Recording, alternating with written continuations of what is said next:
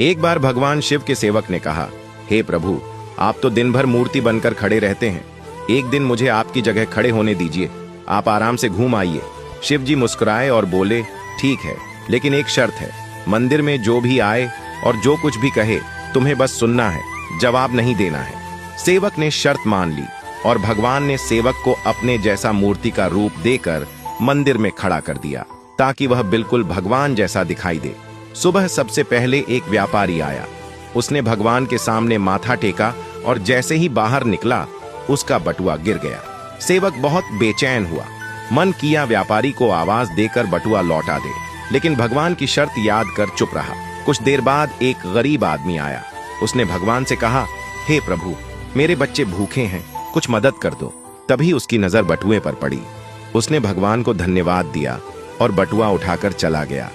फिर एक नाविक आया और बोला, हे भगवान, मैं 15 दिन के समुद्री सफर पर जा रहा हूँ, कृपा करना।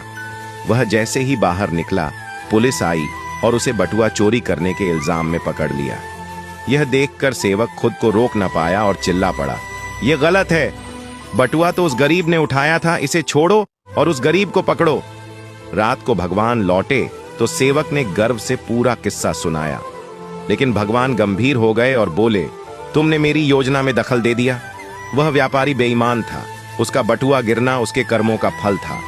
गरीब को बटुआ इसलिए मिला ताकि वह अपने बच्चों का पेट भर सके। और जहां तक नाविक की बात है तो उसका जहाज तूफान में डूबने वाला था।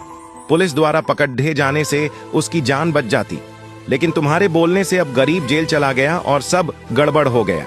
फिर भगवान बोले, सेवक याद रखो, जो कुछ भी होता है उसमें मेरी योजना होती है।